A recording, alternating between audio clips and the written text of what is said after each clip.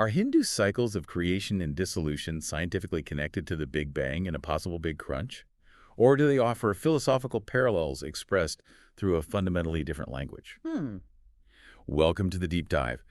Today, our mission is to embark on an independent Cosmora HQ book overview of Fritjof Capra's The Tao of Physics. Yeah. And we're looking at a book that, well, frankly, it changed how millions of people think about reality. It attempts to bridge this massive gap between ancient Eastern mysticism and modern subatomic physics. It is a really profound space to navigate. And the central tension we have to establish right out of the gate here is it's one of methodology. Right. Because when we look at modern physics alongside Eastern traditions, we do find these incredibly striking, beautiful images of change and unity, interdependence and cosmic transformation. But we have to remember that these two worlds reach their conclusions through completely different methods and standards of evidence. Totally different. Yeah. I mean, one uses particle accelerators and rigorous mathematics, and the other uses deep contemplation, spiritual practice, and cultural symbolism. Okay, let's unpack this, because today our discussion will move from classical physics to relativity, quantum mechanics, quantum fields, and particle interactions. That's a lot. It is.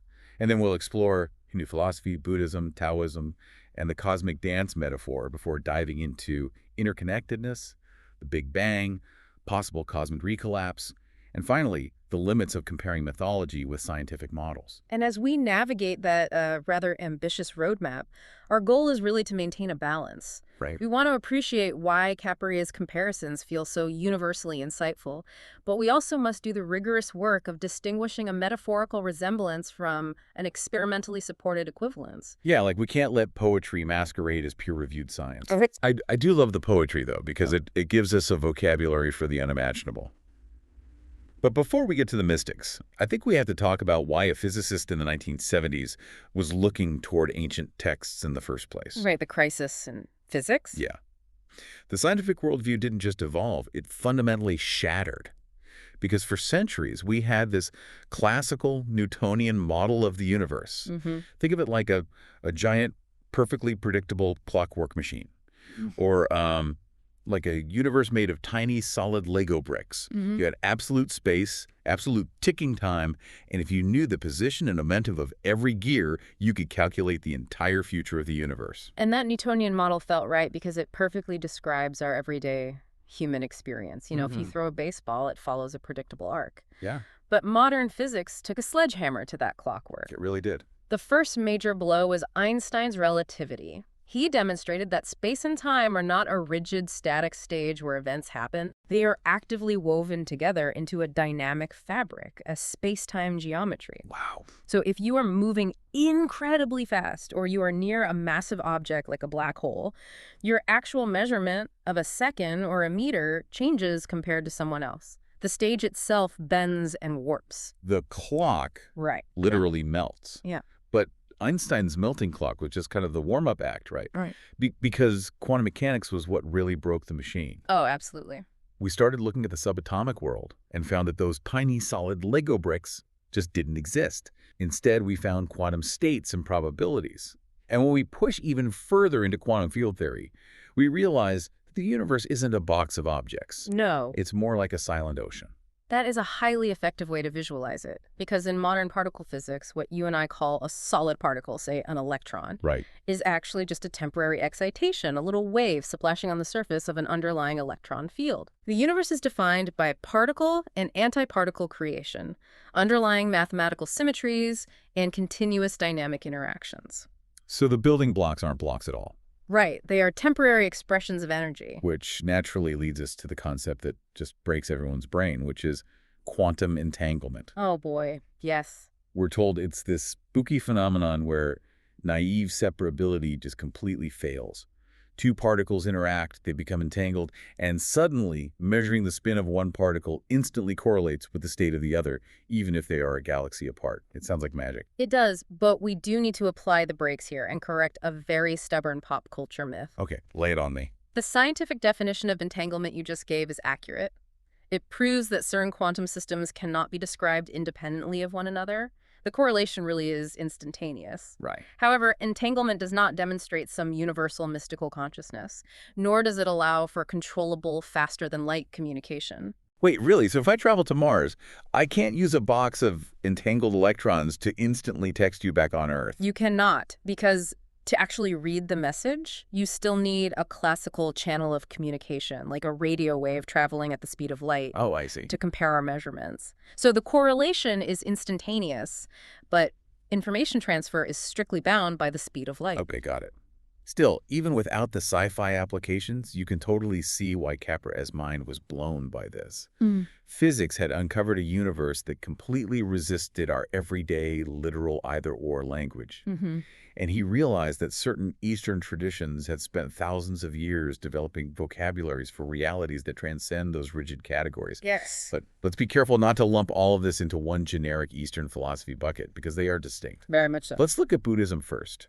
You have this profound emphasis on impermanence, the idea that absolutely nothing is static, and interdependence, meaning nothing has an isolated, independent essence. And adding to that, Buddhism introduces the concept of shunyata, which is often translated as emptiness. Emptiness, right. But it does not mean a physical void or an empty room. Okay. It means that phenomena are empty of inherent independent existence. A tree is only a tree because of the soil, the rain, the sun, and the observer. Wow, yeah. It confronts the limits of fixed conceptual boundaries, which feels remarkably similar to a physicist realizing an electron only has defined properties when it interacts with a measurement device. Right. And then you have Taoism in Chinese thought, which brings its own distinct flavor to this. Okay. Taoism focuses on dynamic relational balance, the continuous flow of change, and wu wei, meaning non-forced action or effortless flow, which sets up our first major comparison perfectly. Let's look at the scientific claim of quantum complementarity. Okay, so the classic observation supporting complementarity is the double slit experiment. We shoot particles of light, photons, at a barrier with two slits. Depending entirely on how we set up our measurement devices, the light behaves either like a continuous wave, creating an interference pattern, or like distinct countable particles. So it changes based on the setup. Exactly. The universe refuses to let it be just one or the other. Now, compare that to the Taoist concept of yin and yang. Right. We have this ancient cultural framework that explicitly describes realities beyond mutually exclusive classical opposites. Right. The genuine conceptual resemblance here is that both frameworks are basically telling us that our human urge to put everything into neat either-or boxes is fundamentally flawed. Light is wave and particle. Reality is yin and yang. They certainly rhyme philosophically, but the most important difference between them is profound. Okay, what is it? In quantum physics, wave-particle duality is a mathematical incompatibility within a formal, highly predictive framework. We have strict equations governing these probabilities. Right. Yin and yang, conversely, represent a relational, philosophical, and cultural balance. Which means the real risk here is claiming that wave-particle complementarity is mathematically identical to the yin-yang symbol. Capra noticed the beautiful structural similarity, but we can't pretend ancient philosophers were doing quantum math in their heads. Precisely. A useful analogy does not replace an equation. And this exact same framework of rigorous comparison needs to be applied when we examine Hindu philosophy. Right, so let's shift to Hinduism, which introduces some incredibly rich concepts. You have Brahman, which is described as the ultimate infinite formless unity that underlies all of reality. And then you have Maya, which is the dynamic, illusory manifestation of the world we actually experience. The best modern analogy I can think of for Maya is wearing a VR headset. The VR headset analogy works quite well to explain Maya, actually. Right. You put the headset on, and the world feels totally solid. You bump into a virtual table, and your brain says that's real. Yeah. But if you take off the headset, which in Hinduism might be analogous to achieving enlightenment, you realize the table was just code. It was an illusion. And if you're a physicist studying quantum fields, you realize the solid wooden table is actually mostly empty space, governed by probability waves. It's a deeply non-dual perspective. Which brings us to Capra's second major comparison, interconnectedness. Okay. The scientific claim here is that the universe comprises interconnected quantum systems and fields rather than totally isolated building blocks. And the observation supporting that is the entanglement experiments we talked about earlier, where those non-local correlations are repeatedly proven in the lab. Exactly. We then compare that scientific claim to the Hindu concept of Brahman, the philosophical realization of the unity of all apparently separate things. Wow. The genuine resemblance is striking. Both modern physics and Hindu non-duality completely reject our naive assumption of physical separability. A universe of totally isolated, self-contained objects is false in both views. But again, the methodology is completely different. Physics relies on shooting lasers at crystals to measure particle correlations in highly controlled laboratory conditions. Right. While the Hindu concept of Brahman relies on an experiential, contemplative, and spiritual realization of unity across all existence. Therefore, the risk of overstating this parallel is falling into the trap of thinking quantum mechanics scientifically verifies Hindu metaphysics. Oh yeah, that's a big leap. It is. Verification requires the same standards of evidence. Entanglement proves that quantum states are correlated. It does not prove that all of humanity shares a single underlying spiritual consciousness. Okay, wait. I want to push back on this a bit as we move into our third comparison, because here's where Capra gets incredibly visceral. Okay. He doesn't just stick to abstract concepts. He uses visual metaphors. Let's look at the scientific claim that matter is dynamic, that particles are constantly transforming, being created and destroyed in these explosive interactions. Supported by direct observations in high-energy particle accelerators. Right. If you look at a photograph from an old bubble chamber, you literally see the tracks of particles colliding, transforming into other particles, spiraling off in bursts of energy, and then vanishing. Okay, exactly. You look at those bubble chamber photos with all those beautiful chaotic spirals, and then you look at the Eastern concept. A bronze statue of Shiva's cosmic dance, the Nataraja, symbolizing the endless rhythmic cycles of creation, maintenance, and dissolution of the cosmos. The resemblance is undeniable. Both are showing us that reality is not a thing. Reality is a process. It's a continuous pattern of energy over static substance. When a physicist looks at those particle tracks, doesn't it feel like a dance? Yeah. Why shouldn't we just say they were tapping into the exact same truth? We can absolutely appreciate the profound nature of the metaphor. The psychological and heuristic value is immense. Okay. It helps scientists and laypeople visualize a reality. Our ape brains simply weren't evolved to comprehend, but we have to avoid a category error.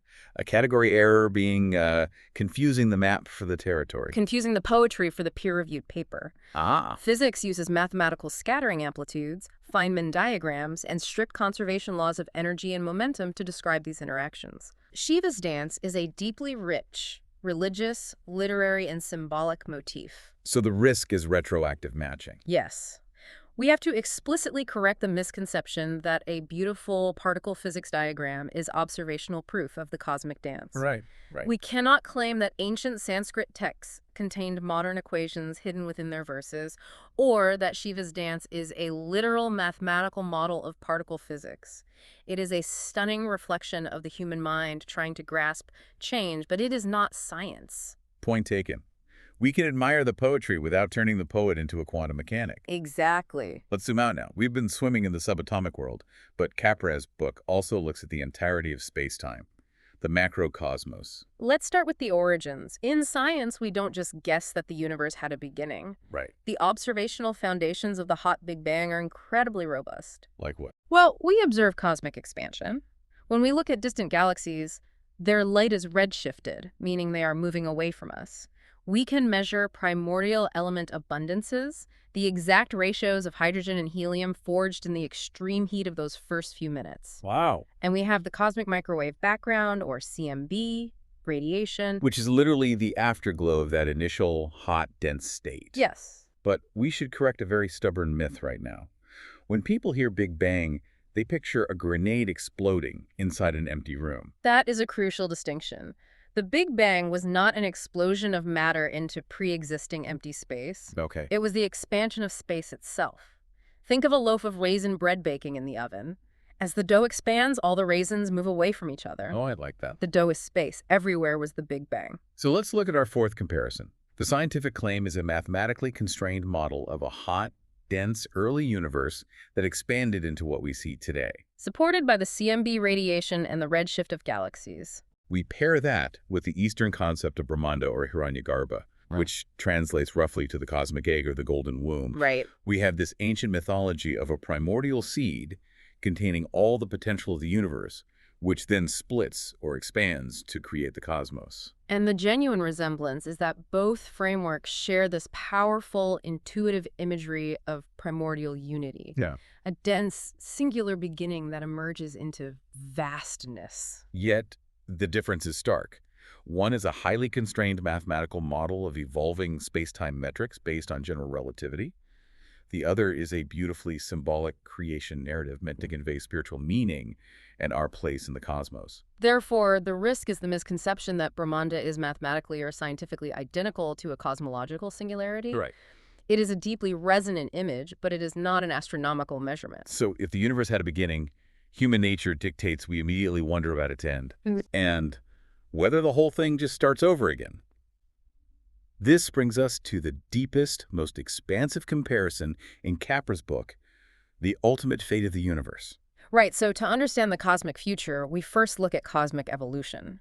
Since the Big Bang, the universe has been expanding and cooling. This allowed for the formation of atomic nuclei, then atoms, then stars, planets, and eventually complex biological chemistry. Right. Us? Exactly. But looking forward, we have to consider factors like dark energy, which appears to be accelerating the expansion of the universe. So where does it end? Because I remember reading a lot in the 90s about the Big Crunch, this idea that gravity would eventually win, stop the expansion, and pull everything back together into a single point. This is where we must be incredibly careful with our scientific distinctions. Okay. We have what is observed, like current expansion in the CMB. Yeah. We have what is theoretical, like early cosmic inflation.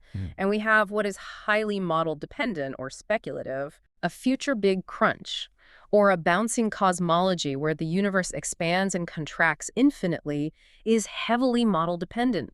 It is not an established prediction of current mainstream cosmology. So dark energy means we just expand forever. Based on current trajectories, yes, leading toward a heat death, a universe that expands and cools until all thermodynamic work stops. Wow, bleak.